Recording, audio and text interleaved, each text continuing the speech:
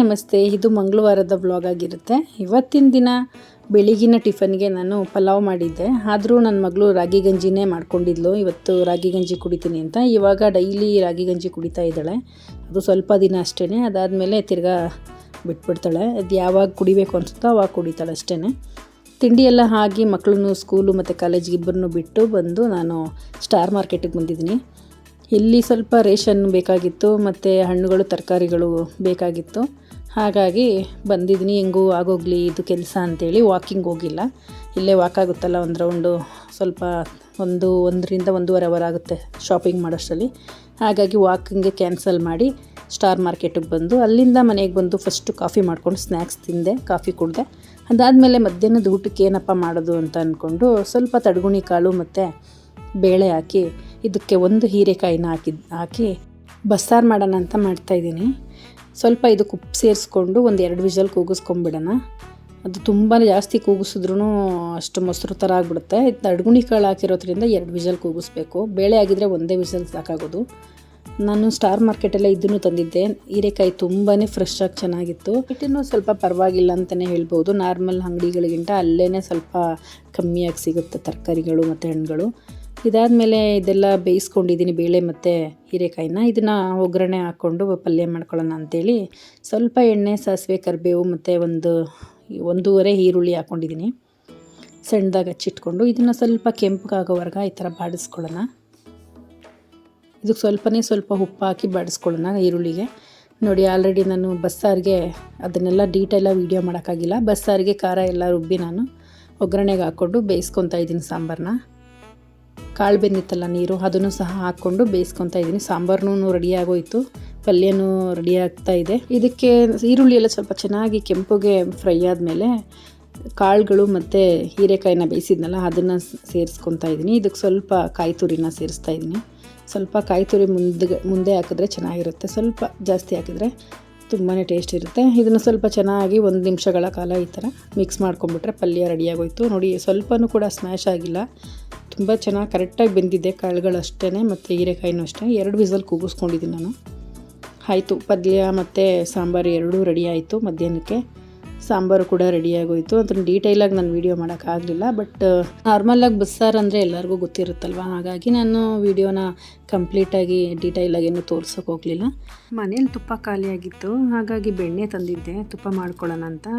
ಅದಕ್ಕೂ ಮುಂಚೆ ಸ್ವಲ್ಪ ಬೆಣ್ಣೆನ ನಾನು ತೆಗೆದಿಟ್ಕೊಂಡೆ. ದೋಸೆ ಮತ್ತು ರೊಟ್ಟಿಗೆಲ್ಲ ಚೆನ್ನಾಗಿರುತ್ತೆ ಅಂಥೇಳಿ, ಮತ್ತು ಗ್ರೇವಿಗಳಿಗೂ ಬೇಕಾಗುತ್ತಲ್ವ, ಹಾಗಾಗಿ ಸ್ವಲ್ಪ ಈ ಥರ ಸಣ್ಣ ಪೀಸ್ ಮಾಡಿ ಕ್ಯೂಬ್ ಥರ ಕಟ್ ಮಾಡಿಕೊಂಡು ಇದನ್ನು ತೆಗೆದು ಫ್ರಿಡ್ಜಲ್ಲಿ ಇಟ್ಕೊತಾ ಇದ್ದೀನಿ. ಎಮರ್ಜೆನ್ಸಿಗೆ ಬೇಕಾಗುತ್ತೆ ಅಂತ. ಇನ್ನು ಮಿಕ್ಕಿದ ಬೆಣ್ಣೆನ ಕರಗಿಸ್ಕೊಂಡು ತುಪ್ಪ ಮಾಡ್ಕೊತಾ ಇದ್ದೀನಿ.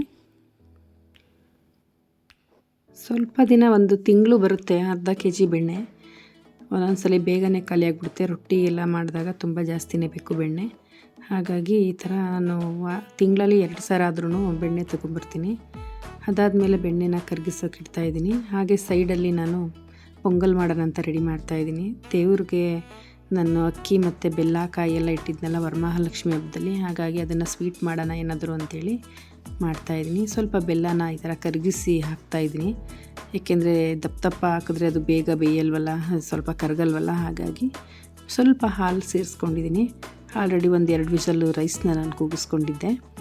ಇದನ್ನೆಲ್ಲ ಚೆನ್ನಾಗಿ ಮಿಕ್ಸ್ ಮಾಡೋಣ. ಮಿಕ್ಸ್ ಮಾಡಿಬಿಟ್ಟು ಚೆನ್ನಾಗಿ ಇದು ಸ್ವಲ್ಪ ನೀರು ಬೇಕು ಅಂದರೆ ಸೇರಿಸ್ಕೊಂಡು ಬೇಯಿಸ್ಕೊಬೇಕು ಅದನ್ನು. ಬೆಳಿಗ್ಗೆ ಹಾಲಿಗೆ ಸ್ವಲ್ಪ ಚಿಯಾ ಸೀಡ್ಸ್ ಹಾಕಿ ನೆನೆಸಿಟ್ಟಿದ್ದೆ. ಅದಕ್ಕೆ ಇವಾಗ ಫ್ರೂಟ್ಸು ಮತ್ತು ಡ್ರೈ ಫ್ರೂಟ್ಸು ಏನಿದೆ ಅದು ಮನೇಲಿ ಆ್ಯಪಲ್ಲು ಮತ್ತು ಬನಾನ ಹಾಕ್ಕೊಂಡಿದ್ದೀನಿ ನಾನು. ಅದು ಬಿಟ್ಟರೆ ಸ್ವಲ್ಪ ಖರ್ಜೂರ ಮತ್ತು ಸ್ವಲ್ಪ ಬಾದಾಮಿ ಮತ್ತು ದ್ರಾಕ್ಷಿ, ಗೋಡಂಬಿ ಇಷ್ಟ ಹಾಕ್ಕೊಂಡು ಇದಕ್ಕೆ ಸ್ವಲ್ಪ ಹನಿ ಸೇರಿಸಿ ಮಿಕ್ಸ್ ಮಾಡಿಕೊಂಡ್ರೆ ತುಂಬಾ ಟೇಸ್ಟಿಯಾಗಿರುತ್ತೆ. ಅದಾದಮೇಲೆ ಸ್ವಲ್ಪ ಜೋಳನೂ ಕೂಡ ಬೇಯಿಸ್ಕೊಂಡಿದ್ದೆ.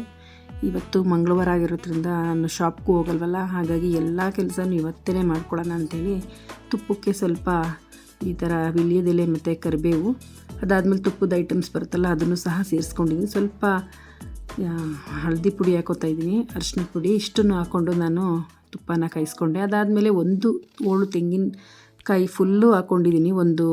ಒಂದು ಫುಲ್ ಉಂಡೆ ತೆಂಗಿನಕಾಯಿ ಬರುತ್ತಲ್ಲ ಅಷ್ಟು ದೇವ್ರದ್ದು ಅಷ್ಟೆಲ್ಲನೂ ಕೂಡ ಸೇರಿಸ್ಕೊಂಡಿದ್ದೀನಿ. ತುಂಬ ಚೆನ್ನಾಗಿರುತ್ತೆ ತೆಂಗಿನಕಾಯಿ ಜಾಸ್ತಿ ಹಾಕಿದರೆ ಅಂತ. ಇದಕ್ಕೆ ಸ್ವಲ್ಪ ಏಲಕ್ಕಿ ಪುಡಿ ಹಾಕಿ ಚೆನ್ನಾಗಿ ಮಿಕ್ಸ್ ಮಾಡಿಕೊಂಡೆ.